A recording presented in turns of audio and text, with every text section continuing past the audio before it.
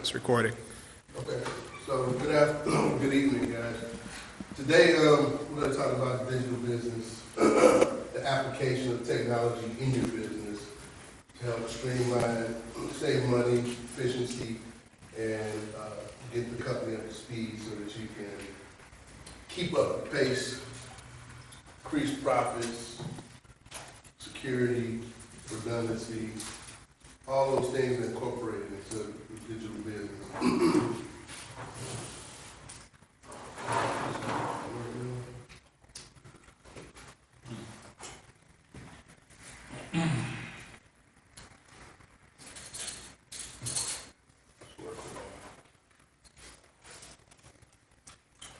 So, got a little handout for you. Quick survey. Can you do it?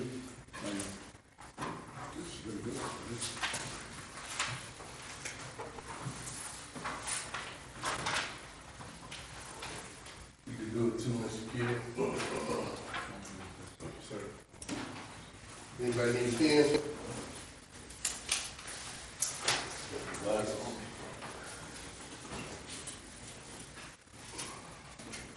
Survey serves a couple of purposes. It's a very lightweight survey, tech assessment. One, for me to understand what you actually know about your business, and two, to get an understanding where you are as far as application of technology in your business. So the first question, what do you use to keep your books? You use a software program, you just rely on accounting, what do you do to use your books? You can fill it in, I'm collecting it. Respond back to you. Make sure you put your business name in your email. Is this a question as we go or just for the survey? I'm going to run through the questions, they can fill them out. Do you have any virus software on your computer? What operating system do you use on your computer? And do you take credit card payments? And what's your plan if your computer crashes? We're talking about operating system. What are we talking about? I'm not really a computer savvy type of guy. I mean, So- Microsoft Explorer is my browser. You got Windows. Okay, Windows. That's your operating system. Really, out there, it's going to be Windows or Mac. OS, what they call OS X. But, and there's something called Linux as well, like most people don't use. Okay. However, I do well on tech. You take credit card payments. What type of payment gateway do you have? Is it point of sale system, PayPal, Square? Other question was, what's your plan if your computer crashes? And all these questions are going to be related to the things we talked about today. Who runs operations if you get sick? Your business just stop if you get sick? Or what? No way sick. What type of computer do you have? Is it a laptop? How old is it? Desktop? And do you have a Wi-Fi network? Public or private? Who's your telephone provider? Who is your internet service provider? How much bandwidth do you have? What email client do you use? Do you have a firewall? That's the tech assessment. Those are the questions that I put on that paper that you can answer. You don't have to do it right now. But if you know all that stuff, that's fine.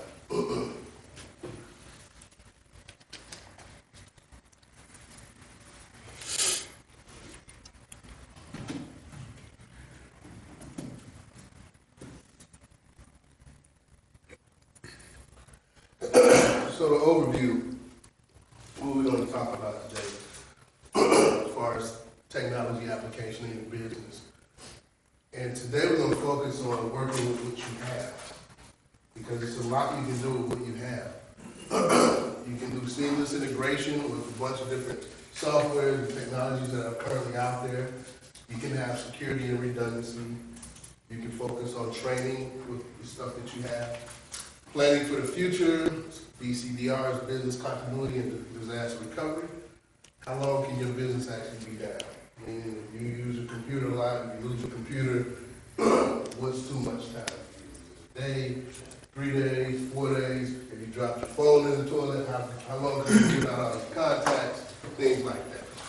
And what's your plan for when it happens? Because it's going to happen, not when it happens. Technology is technology, it's gonna go out. You're gonna have an accident, something's gonna happen, and you're gonna have an outage. So what's your plan around that? We'll talk about these things. Voice and data. Excuse me, I keep grunting, fighting a little cold. But voice and data. What type of internet service do you have? What do you actually really need? Security. Are you PCI compliant? This is a big one because 99% of businesses are not compliant. That's a staggering number, but nobody really enforces PCI compliance on smaller businesses. But that's about to change. And it's going to change because what is PCI compliant? That is the regulating agency for anybody that takes credit card payments. What they do is make sure that the data that you're taking for the customer is safe. Because basically, if I take your credit card information on my phone and my database, is it really safe? Is your information safe? Can somebody hack that, get it, and commit fraud and things like that? I use Chase Pay. Who? I use Chase Pay. They have a card. What? Here. You invite I'm not swiping the card. I just made it check. Do you take credit card payments? That's a credit card. So you swipe the card. No matter how you take it, how you gonna put that number. And the key here, we'll get into it a little bit more. It's really not about because you use Chase to pay, it's safe or not. How do you enter and where do you enter? Is your computer up to date? Do you have antivirus software? Are all the Windows updated? So there's a PCI compliance check that they'll do, that they'll run. And it's about 160 different things, but they're small things, you know. Like for my computer, when was my last update? I know I haven't updated in 6 months. This device will not be PCI compliant, so I'm not PCI compliant. That's a $10,000 fine and or a year in jail. You got a kid. No, not a kid. But you just got to think about all of them. In the news lately, Target's been hit, Samsung, Sony. So all of these lawsuits are driving, the FCC, PCI to start to, enforce and start complying things. Hasn't really hit with us, things to keep in mind for small business. E-commerce, are you reaching your profit potential? Are you able to reach all your customers? Is it really easy for them to access your products and services? And are you opening yourself up, depending on what you have? Have you created the types of products that you can sell online? And when you do it online, that's instant global reach, whether you know it or not. So these are things we'll cover. And this is going to all be under the auspices of working with what you have. Because there's so much stuff out there, and you can get a lot of stuff in technology, but technology only works if the application of the technology fits into the functionality of what you're trying to do. So you can spend a lot of money on fancy equipment, software, and just waste your time. And we really don't have to. So working with what you have, your smartphone. This is your lifeline. This is probably your most important device. And the most important feature on here is your calendar, which is on every phone that has reminders. I tell my text all the time, everything you do. I even have a reminder on here to eat right. Eat to live. Because I work so hard, sometimes I forget to eat. And it's like, dang, let me go get some lunch. I have reminders, if like when my daughter pulled her tooth out, remember to tell Boogie, congratulations or something. Because you work hard. So you want everything on here Because when you're running a business, your mind is always set on trying to sustain yourself, making money, and so forth. So it's not just about the business contact, it's for balance. This is why it's called your lifeline. Because you can put small things in here that are going to help you maintain that balance, things that I would used to forget. But now I use my lifeline. And I remember, oh, my wife, you know how your wife called you like, hey, Jack made a nice picture today in school. You know, I come home, they might be asleep. I remind myself in the morning, tell them, I love your artwork, man. Otherwise, I'm going to forget. I'm just being real. So that's why I call it your lifeline. So now everybody's happy. I didn't forget. Right. So forth. And this is something I started doing recently, and one of my mentors told me that's what they did. A computer, email, your digital communication. So that's our primary form of communication. You know, nobody sends letters. Nobody even makes phone calls. They text and email. That's the first touch. The majority of the time, you're going to get an email or text. Like, hey, got time to chat. So, voicemail, first impressions. And these are three simple things that you can do to enhance your life through technology. Voicemail is very important. I'm a very picky consumer. If I call a number and I get a raggedy voicemail or I get a message that turns me off, you're not getting my business. Or if it's not even set up, forget about it. Or if the voicemail is full, I'm already prejudging you based on that first impression. So you want to have a professional voicemail. And we're going to break this down with depth. You want to have a professional voicemail. They even have apps that you can have any type of voicemail. The coolest one I saw, my buddy has an English chick on his voicemail. You know, we're not here today, blah, blah, blah, blah. It's real cool. He won't tell me where he got it to. But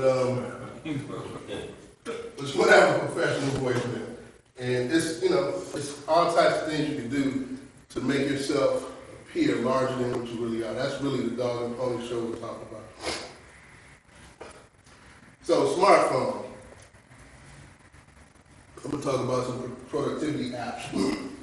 Most of these are free. Some of them are like $4 or $5, but nothing real expensive. AnyDo, Todoist, Wunderlist. These are great task lists. Somewhat project management, but more task list based.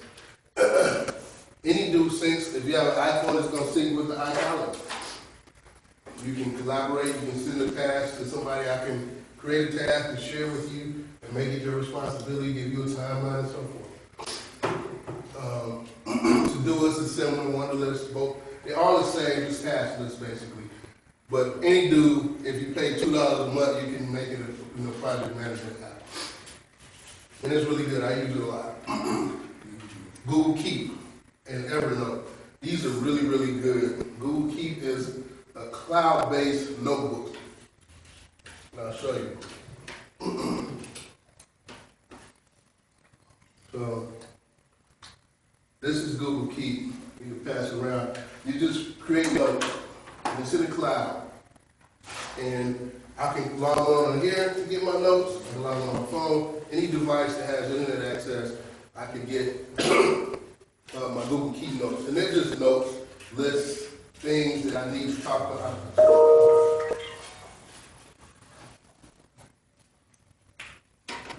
Things that I need to remind myself of, or if I'm working on a problem and I come up with a solution real quick, I throw it in a Google Keep note and create a how-to later. You know, just little stuff like that. Or if I'm talking to somebody, I usually keep my business cards on there. Just take a picture, drop it in the Google Keep note. I don't even keep cards anymore. You see your Google Keep cards? No, because I lose them. And I'm always like, hey, what I do with that card? Oh, man, you told me to call Thursday. I just go to my Google Keep. Like you send them a card for their phone. You send them a card. Yeah, I have. So I have a capability statement that's in the cloud. So I just shoot them a link. They click it. Yeah, it's nice, big, pretty pictures. Everything I can do. You already own it, right? What's that? What are you talking about? No, I'm learning, man. I got Google Google Keep it. I never heard of that. Yeah, Google Keep is awesome. My son Google Keep is spending that. It's free. It's free. Yeah, all this stuff is free. Nothing I've talked about so far costs money, except AnyDo if you want to use the premium feature. Now, question, I know in some instances I've learned recently, because I use the Google Keep and the capability statement, and I also have a built-in business card in my contact that I can just send to somebody. There have been some business networking situations where I needed to have a business card, because there are a lot of people who are still in business that haven't moved up to the technology like that, where I can send them my card electronically. And there's been a couple of opportunities where I could not network because they're just not there yet. Well, what I mean, I don't take cards. I just take a picture of the card. No, I was just adding that in there because I think he added, he said something about business card, and I don't go a lot of places with a business card anymore. But there have been some networking opportunities where the individuals that I ran into wanted to network. I said, "Let me shoot you my business card." And they were like, they had the smartphone, but they probably used 3% of that phone. It's like, nah, that's okay. Don't worry about it. I won't even know how to get it off. And I said, I can show it to you. He's like, nah, that's cool, man. That's cool. Yeah, he might not be somebody I want to do business with. But again, it was an opportunity that I couldn't pass a card to. So I'm not saying, you can negate the traditional means of networking and using business. These are things that can enhance, because there have been opportunities where someone says, so what can you guys do? You have a capability statement. Absolutely. And, shoot it to them right away. So, You had that in Google Keeps. so in Google Keep, I have a list of. can you show it to us? Because to me, it's all about that. Are you able to pull it up where we can see it? Yeah, To me, it's all about having the edge, okay? I'm in the property and having to do business. I need the edge. I just stand out.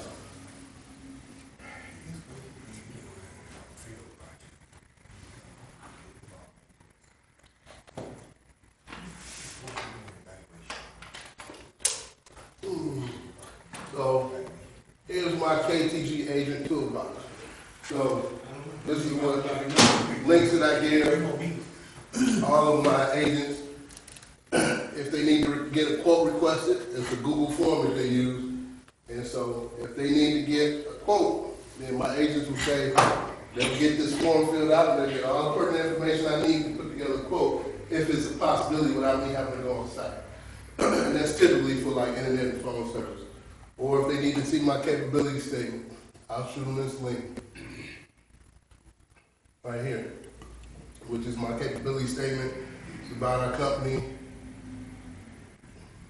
breaks down what we can do, so forth, the whole nine. So, works really well, shows our partners. They even have client references and cases on there, so they can really see what we can do and what we can't do at the drop of a hat.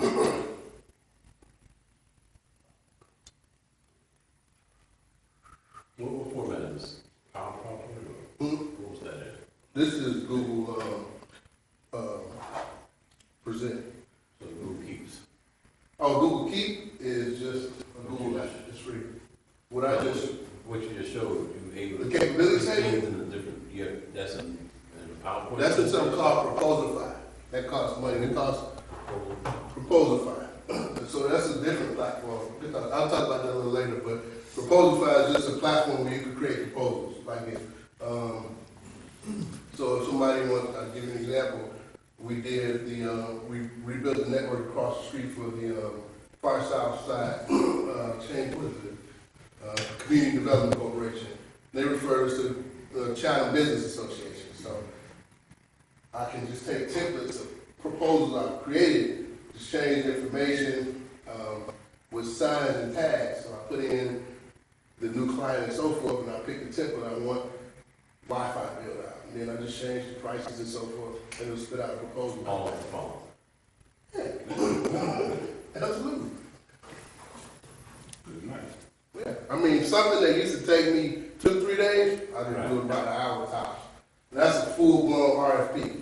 I'm not talking about just a one-page proposal. I'm talking about, 18-page RFP, because I already done them. So they're already in my templates, so I can say, I need network build out, website build out, and I can merge them, do all kinds of stuff. That's Proposify. That's different. So we were at Google Keep. Evernote is similar to Google Keep. Dropbox, Google Drive, those are cloud drives. I'm sure you might have heard of them. If you haven't, it's just where you can store data and sync. I got this on this phone. Right? Yeah, and sync it to your device. Google Wallet, Chase Quick Pay, those are things you can use to make payments and, I would just deal with smaller payments, purchase things that you want to purchase on the fly. Google Hangouts is another tool where you can have face-to-face meetings, video conferencing, and it's free. I use Google Hangouts a lot. Just press record is another one. You can record, like if you're in a session, you want to record the session, you just press record or record it. You can manipulate it. Buffer is a new one, and it's pretty cool. If you have Instagram, Facebook, all these different social medias, you can use Buffer and link it to all your accounts and create posts. And you can schedule posts up to 2-3 weeks. You say, hey, I want to post this on this date, that date, and click send. And Buffer will manage that for you and schedule the post so that you don't have to worry about it. What you're writing each day, each week. You can go back and edit and so forth. So it's good if you do a lot of social media marketing. It can help you out if you manage multiple social media sites. 1Password, of course, you have a lot of passwords, right? So 1Password is a great new tool. It's different than most of the other ones and it's encrypted, and you can keep all your passwords for all your excuse me, all your websites, all your social media sites, all in one place. IFT is an automation app. It's a little more on the tech side, but I know a lot of people that use it. You can automate all types of things on your phone, on your computer. It can manage similar to the Buffer post, but it goes beyond just posting. So you can manage like sending emails. You can manage reminders, phone calls, all types of things. Basecamp. Basecamp is true project management. That's going to cost a little money, about $30-$40 a month per person, but it's true project management. If you get into large-scale projects, you can collaborate with teams all over the world. It's really useful. A lot of big companies use Basecamp. Gboard is a keyboard, and it allows you to merge all the different types of keyboard formats. It lets you automate certain tasks, lets you type faster. It kind of learns your pattern of typing, like if you peck and so forth, so it'll foreshadow what you're trying to type and pull up, sentences, words, phrases that you used before. You just pop them in. That's Gboard. Gboard, yeah. On phone. Yeah. Yeah, this is all smartphone stuff. Quicken is an app. It's accounting software. It's good to have. I use it. I have it on my phone or my computer. You input your data from your bank accounts, as many accounts as you want to, and it'll give you a snapshot of where you are financially, right up down to the last penny, balance sheet, profit and loss. You can pack it up, send it to your accountant, so you can do your books, all that. It's real good. It's pretty solid. It's up there with all expensive stuff. It does everything they do. And it's about $70. Google Maps, I put that on there. It's very, very important that you're on time and you know where you're going. Because it's been a lot of times, if I didn't have Google Maps, I would have been late. Because I'm not a great navigator, but some people, I remember the times when we used to have to break out the map, or stop at the payphones like, hey, what block you doing? But, Thank God those days are over. yeah. But Google Maps is a great tool to have, especially if you're running errands, you can plot courses. Depending on the type of business that you have, let's say you have, you get that big contract that you have service techs. You can use Google Maps and APIs to plot, your service technicians to go service machines or things like that, or refills. I don't know if you do that now, I'm just saying, I just know I see the watermen out there, that you can plot. You can do a lot with Google Maps. Groupon. Groupon is up there for a reason. You can't always pay your staff what you want to pay them, right? But you can always honor people for working good, like $50, $60 Groupon here and there for somebody who did an outstanding job. It goes a long way. I do it with my techs all the time. If they hit benchmarks, they do things outstanding, things I didn't ask for, ching, Groupon. You know, I can't give them a raise, but I can reward them for the good behavior. And you know, $50, $60 is not gonna break me, but it makes them happy and it drives them. You know, I don't do it all the time, but it's just for outstanding stuff. Cam card is another way you can collect business cards, similar to Google Keep, but Cam card is a little bit more focused on business cards. Square and PayPal are just payment gateways where you can take payments on your phone and so forth. So those are some of the smartphone productivity apps. Like I said, the majority of them are free. The only one that really costs money is Basecamp up there. The rest of them are free. One or two of them, IF, TTT, and AnyDo, they're free, but then they have a premium version. It might be $4 a month or something. I think AnyDo is $2 and this one is $4. So your computer. So now we're going to talk a little bit about security and what do you do if your computer crashes. How do you get back up? Cronus True Image is a good off-site data plan as well as crash plan. Let's say you've been working on your computer for 2-3 years, never really done anything, never even thought about it. One day it won't boot up. That's happened. Yeah, I know. Told me last month. It happens a lot. But what do you do about it? Nothing. You just stuck. But you have software as a service now. You have the capacity to do things like True Image, so you can back up your entire computer in the cloud, and then you can go just get a new computer and restore it to that old image.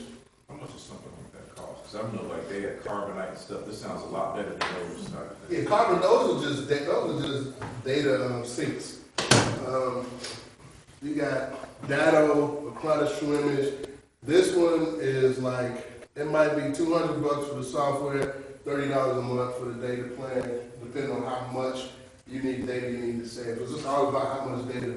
But basically, a regular computer, if you're going to bag this up, you're going to pay for the software and then spend about $30 a month to have it in the cloud. But it's doing incremental backups too, so every change you make, it sends the changes up there. So if you have a crash, I can restore back, and we'll talk about RPOs and RTOs. I can restore back to a certain time period and be back up and running like I never lost anything. Antivirus, that's the most important thing because a lot of times people can operate before a crash for months and months, and your data's being siphoned. Credit card data, keystrokes, all that type of stuff. And most of the time, they can't really get anything, but it's already out there. You'd be surprised, I'm a security professional, you'd be surprised if I can find out about you on the internet because we live in a digital age. It's out there, trust me. You're out there bad, you just don't know. What do you mean out there? What do you mean? If anything you do on your phone, on your computer, it's out in the internet, the world. It's out there. And it's going across us right now. Some people like me, I know how to go up and grab it and pull it out. Right now, if I wanted to grab the new movie Thor, I could pull it right out the air. Because the information is going past us all the time. There's Wi-Fi waves bouncing all around us, and encrypted data is in there. And if you can go up there, see it, read it, and grab it, that's where you got hackers. That's what they do. They just grab data. And it's pixelated, it's encrypted, so they can't always piece it together and use it, but it's out there. That's why you want to have a good antivirus on your computer, because your computer is going to stop those backdoor programs for siphoning information off your computer. So you reckon which one do you use? Sophos, Bitdefender, Avira, those are all good. Sophos will be the best for business. Bitdefender, Avira, if you just personal. But for a business, I would go with Sophos because it gives you like a web filter, a mini, like almost like a firewall, a little bit more. Why don't you have a McAfee up there? Boo. Who's asking? Who's asking? You said boo. Yeah, horrible. That's all I got. I got McAfee. Get rid of it. The free man being left. Oh, man. It's going to hog all your resources and it's not going to protect you. These two, this one is the best free version of Vera that you can get as far as software. You can download it when you get home. But you got to remember, so beware of the antivirus that comes with a service. That means they have a partnership with somebody to latch on and upsell you. So it's really just a dog and pony show, like Comcast. Get your free McAfee download. They're not invested. They're not a security company invested in security. They just got a pretty product, and it's going to do some basic level stuff. But you need a real, true security company. These companies, this is all they do. So, I would go with Rivera. It's good that you got something, but just letting you know, McAfee is not top ranked security. So those costs like a Bitdefender. Hmm? What does a Bitdefender cost? It depends on how much, how many devices. These are going to be between $49 and $69 for one device. And then Sophos is more like a subscription base. You can buy Sophos. You get a year, an annual license, probably about $65. And then, you know, with the Sophos, you get a little bit more than the other two. Office 365, which I don't really like, but I put it up there because it's the most popular software. So you got to have Word, Excel, PowerPoint, those things. Global platforms that you just can't get around yet. It's getting to the point where you really won't need them, but we're probably still about 5 years out from that.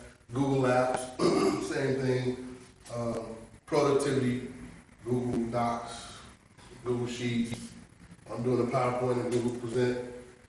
TeamViewer. TeamViewer is a collaboration software, remote software. So TeamViewer is on here, so I can log into clients' computers and fix problems.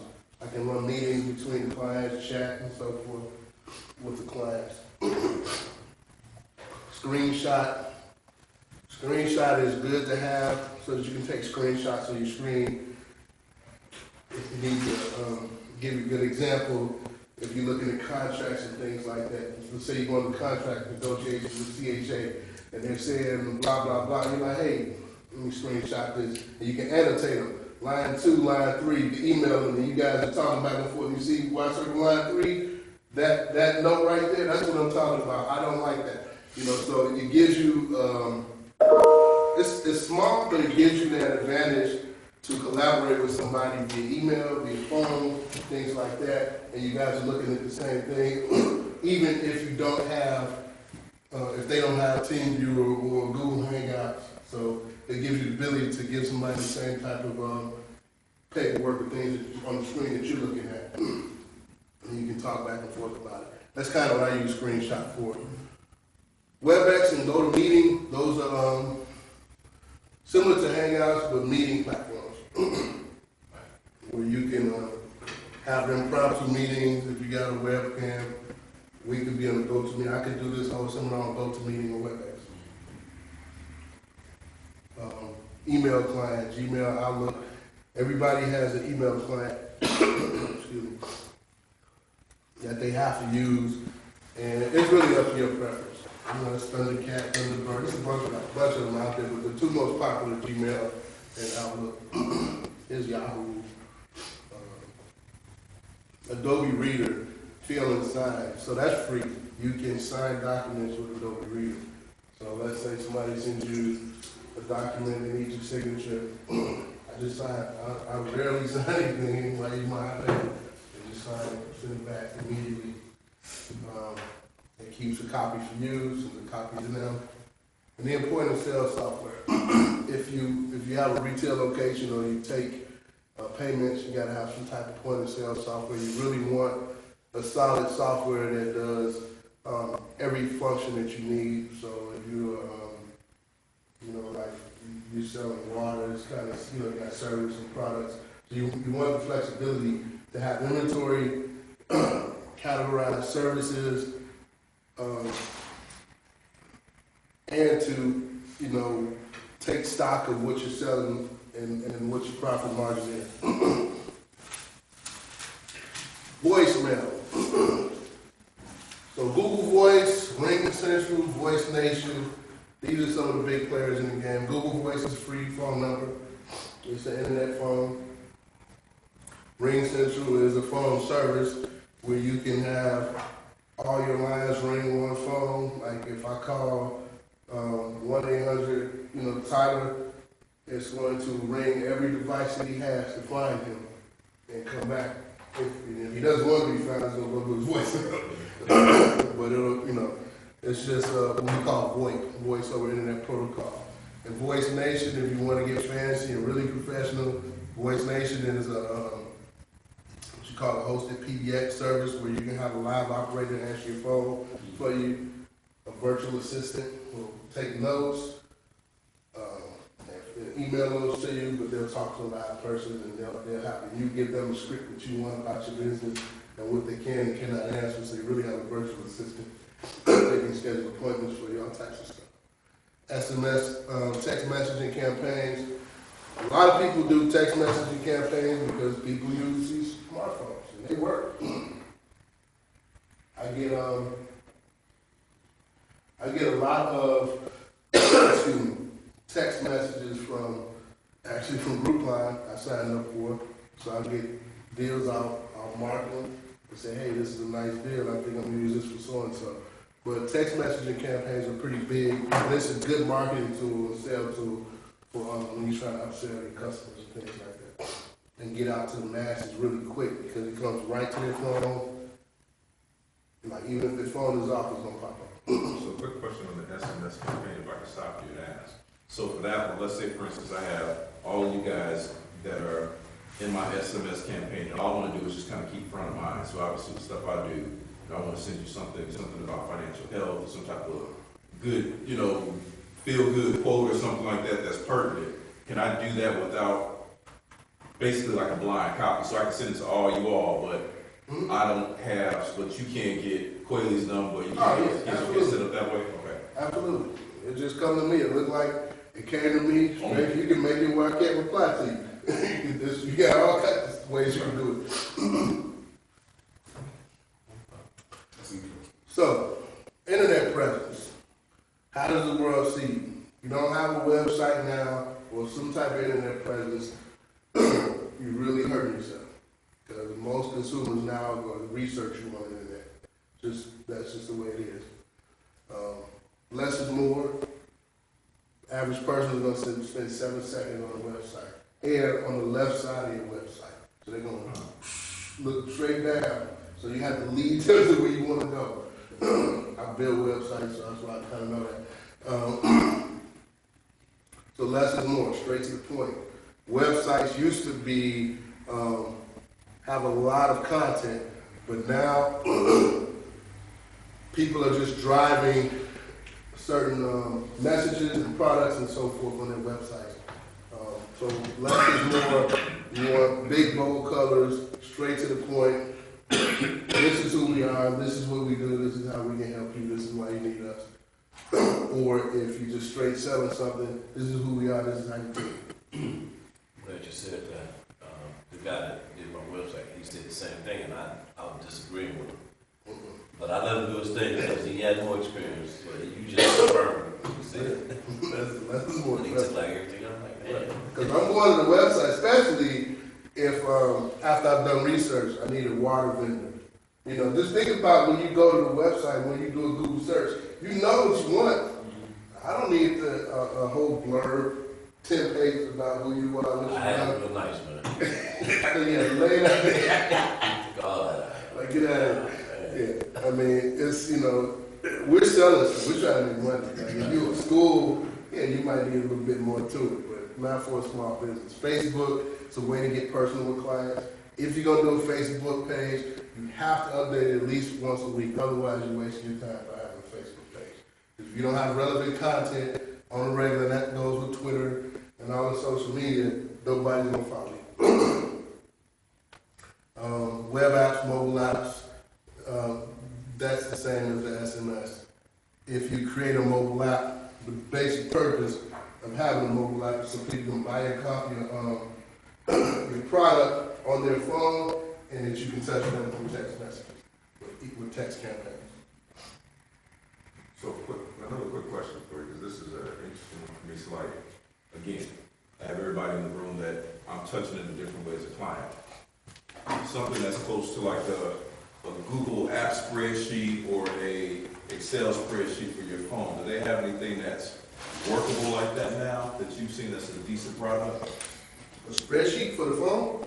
A spreadsheet for your phone. So if I want to say, hey, you know what, Quayle, I got his telephone number, I've got his telephone number, email address, and some pertinent things about the last conversation I had. So I know when I need to reach out and touch Quayle, you know, I can go back and review where we went. Because I do a lot of stuff by spreadsheets. Maybe I'm just antiquated. No, yeah. I mean, Google Sheets on my phone. Google Sheets does it. Okay. Well, Google Sheets right now, I can look at my, so I do it all the time. So it might be a different contact management thing. Like I don't believe, I haven't had a good thing like constant contact, but like a good contact management software, CRM. Yeah, you got Zoho, of course, Salesforce. Majority of them have apps and web app interfaces. So it's not Zoho, we use Zoho. So Zoho has the web app interface, so forth. Google Sheets is great. Like if I need to look at the budget, or I pull up Google Sheets and look at the spreadsheet. Like, okay, we said we're gonna order this many devices. So yeah, if you can think it, it's there. If you can think it, if it's not there, then that's a great opportunity. Right. Trust me. So voice data and security. Let's see how we look all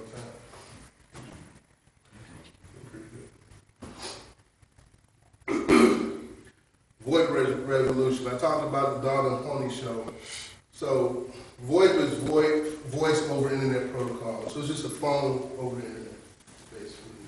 And what that does for you, though, have you ever called like Verizon or Target, and they have like the auto attendant? Hey, you reached Target. What department do you need? That's just VoIP. You can have VoIP, but I have VoIP.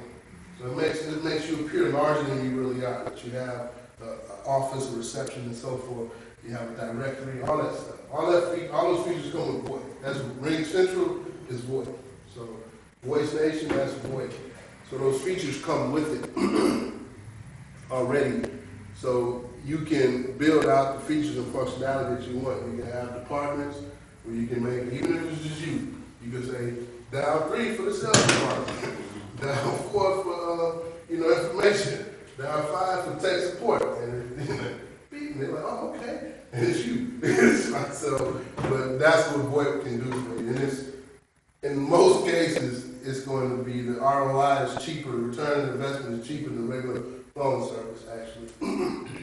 Initial setup might cost you some money up front. If you have more than one, if you have more than 5 lines. But other than that, it's going to be the same as a regular phone service, but you get more functionality. Bandwidth, how much do you need?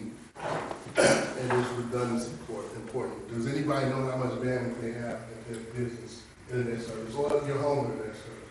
I think it's like, what is it, like 50 down and 10 up or something like that? Yeah. I think that's what we're at. 10, what about you? I just changed it because he needed more for cameras. So I think the up is like 20 to upload. What about down? Down, I think it's pretty high as well. Yeah, you gotta be like 100 to get 20. They don't get, so there's 2 types of asynchronous and synchronous bandwidth. But it's movement. I know. Yeah, if you got, retail and small business, we're gonna get what they call asynchronous, so it's gonna be like 50 down, 10 up. Like Yes, enterprise is synchronous, so 100 up, 100 down. So forth. But that costs money. That's what I was going to ask you. But by the time you get any higher than 50, now you got to start doing dedicated fiber or the dedicated antenna towers and stuff. So is there any other way to avoid that stuff? Yeah, you can get wild 300 megs to crib. If you're in the data area. Yeah, but Comcast, you get up to 150. Business class. You can get up to 150 down, 20 up. But AT&T claims they're going to do fiber to the home, but we'll see. But how much do you need? You want to think about. It's really about what's the application. What are you really doing? If you're just surfing the net and so forth, 10 to 15 minutes is going to be fine. But if you're doing a lot of application and you start to go back to doing, backing up your files up to the cloud, then you don't want to up that speed up. So I would recommend 50 at minimum if you're running the business, because at some point, In a down. It's going to usually be like 50-10, 50-15, depending on the carrier. But it's, because at some point you're going to be uploading stuff when you're running the business. Firewalls. So that's your first line of defense. The antivirus is what we call endpoint protection. The firewall sits at the edge of the internet. So if this is your house, this is your firewall, that's the internet. So before anything comes in or gets out, it has to go through your firewall. Sophos is a great product because it gives you antivirus and a web filter firewall where you can decide what type of content can flow in and out of your home or your internet service, so that you can protect yourself and so forth. You can block IPs, so you can go to certain websites and just see what are some of the top blacklisted IPs, because the stuff you see on TV is real to some extent. There's like a hacker war going on at all times. So people are getting blacklisted. They did ransomware from these 300 IPs and these 300 domains, which look like everything you see. Like if you Google, I don't know if you know this, but if you search for something, and you might be looking for Google, but it might say add.google. So there are 2 letters in front of Google, that's the fake site. So they do tricks like that all the time. And once you click it, they got you. So your firewall, you can whitelist things and say, hey, these are the domains that I'm allowing here. So if you click something, it won't come in. So the firewall is a good first line of defense. So we talked about PCI compliance. And we got into pretty much detail. So all credit card transactions, no matter how you input them, have to be PCI compliant. And you can hire somebody to do PCI compliant checks. You can buy software to make sure you're PCI compliant. But it's something to consider, and you want to have quarterly checks because that's the type of compliance that they do is quarterly. And sometimes I don't know if you've ever experienced it, you may try to go to a certain site and they'll say this security certificate is invalid. You can still get to the site, but it's letting you know that it's invalid and stuff like that. So those are compliance things that most people don't know about, and they just blindly surf the net anyway. But once you click on that, your machine is now non-compliant. You might have just been going to Target, and Target's security cert got devalidated. You clicked on it, and now you downloaded that cert. You have a non-compliant cert on your machine, and that's all you did. But you still taking credit card numbers, and if we did a PCI compliance check, that's gonna come up. I'm like, oh, you're not compliant. So there's little small things like that. And the biggest thing is security policies. Who has access to your bank? Who has access to your work machine? People do not take this serious enough. 85% of all hacks is what we call social engineering. Give you an example. Go into a store, you order some stuff, drop a USB and leave. Employee sees it. What's this? Let's see what's on it. I'll put it right into your work computer. Bing! And I got you. That's social engineering. Because you're going to instantly input the program I put on there that's going to phone home, and I'm going to be all up in your stuff. Yeah, we got one. That's called social engineering. When I go to the store and I'm talking to a client, and you're talking to a retail person, he just made an invalid conversation, and you find out about the owner, You find out the owner has this many stores, and you find out information that you can use to try to hack that person. That's called social engineering. That's how 85% of all these hacks that you hear about happen. It wasn't because some dude was sitting on the computer and put a worm or Trojan out there. They socially engineered that situation where they got enough information so that they can do something to get inside that data. So access to data, permissions is very important when you're dealing with your work computer, your work documentation and so forth, because if I let my kids on my work computer, they're gonna want to play games. They're gonna want to go on the internet, and they're gonna click on the wrong stuff. And when they do that, I'm done for. You start seeing them pop-ups, all that kind of stuff. And you're like, who put this on my computer? So, business continuity and disaster recovery. So, RTO, RPO, recovery time objective and a recovery point objective. Basically, how long can your business be down? And the RPO, the recovery point, is at what point can you sustain without that data? So let's say your computer does crash and you're able to get it back up. But you can only get it back up from 2 weeks ago. That 2-week gap, can you sustain? That 2-week gap of information that you missed, that's your RPO. What is the recovery point objective that you need to have? I can survive with 2 days of data. Financial industries can't survive a minute. They have RPOs of like a minute. And the RTO is the recovery time. How long can you actually be down? When is too long without your phone? How many people turn around when they left their phone? I need my phone. I gotta go back. If your computer crashed, how long can you actually run your business? If your phone's go down, your internet goes down. You know, can you go a whole day? What about the next day?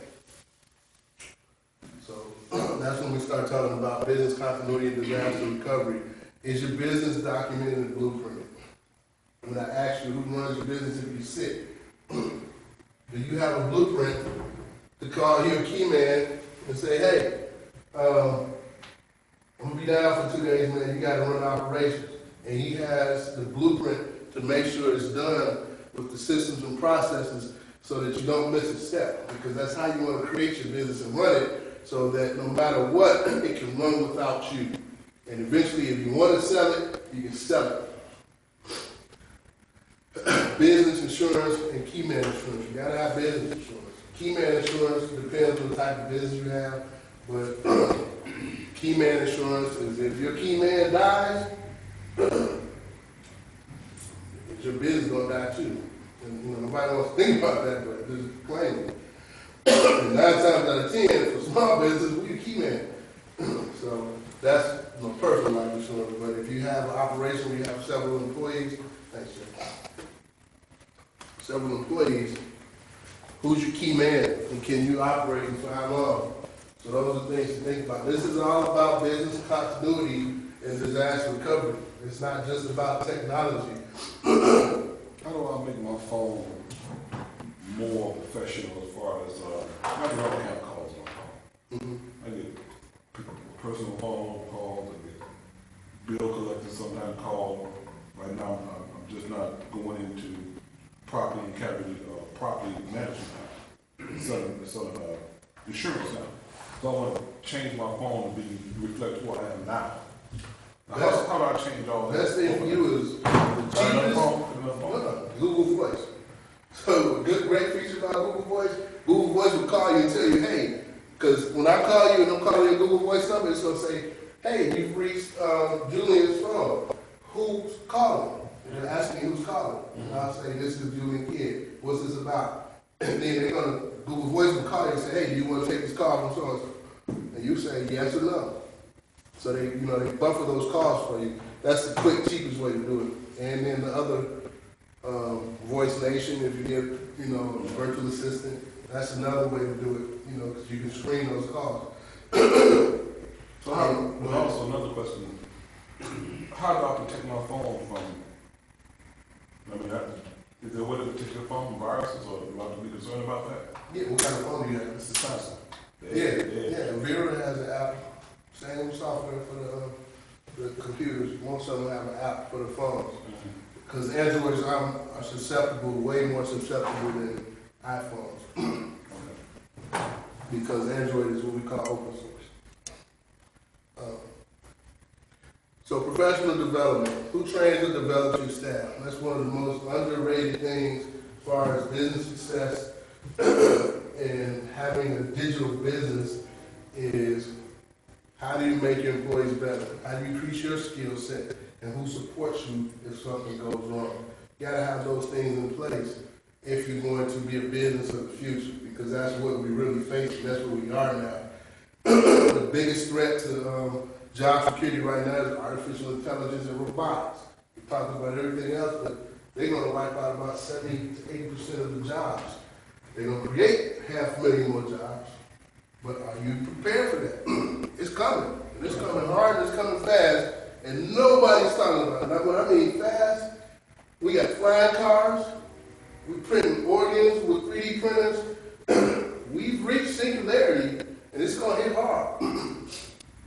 So, Explain singularity. we've reached that point where all of everything we've ever done prior to now, there's two industries, agriculture and mining. We either dug it out of the earth or we grew it out of the earth. That's how we got everything we had. We're starting to create things from technology now. And we're starting to create products that create other products. So that's what I mean by singularity, where we reach that point where man is not a factor of what the future is going to hold. We're going to have robots, artificial intelligence, robots creating robots. Think about the factory jobs. How many of those factory jobs are coming back? Not a lot of them. Only people that are going to be working in the factories are the people, the technicians, to maintenance the robots. And eventually, the robots will maintenance the robots. So, having a digital business is key because your business needs to be streamlined with the way these new consumers see the world. They see the world differently than we did. You know, I grew up in a time where, you know, you had to dial like that. We only had channel 2, 5, 7, and 9. On TV was the first cable thing, you know, Atari. We grew up in a different time. These kids grew up in a digital age where their mindset and the way they view things is totally different. They were raised in a generation of people that have not lived and earned the information that they have. So the things that we care about, they really don't. Yeah, you're right. I mean, I walk into a store and I wave my phone over, you know, a sensor and pay for my food. People are looking at me like I'm crazy. Like, what did you just do? They don't get it yet. I don't carry it. I just wave it and keep moving. Yeah. But money, cash rules everything around me. And we see we got the $1 billion man in office. That money moves things. So as the industry starts to move forward, and once they create the need for the supply of the technology, which is there, all this stuff we see in the movies, it's there. You know, we got cars that fly. All that stuff is there. It's out there. It's being tested. You know they have that in Dubai. Yeah. I'm a techie. I know all about it. So all that stuff is there. It's just the market hasn't reached it yet. But once that market reaches it, then it's going to move fast, just like everything else. And those who are not there are going to be left behind.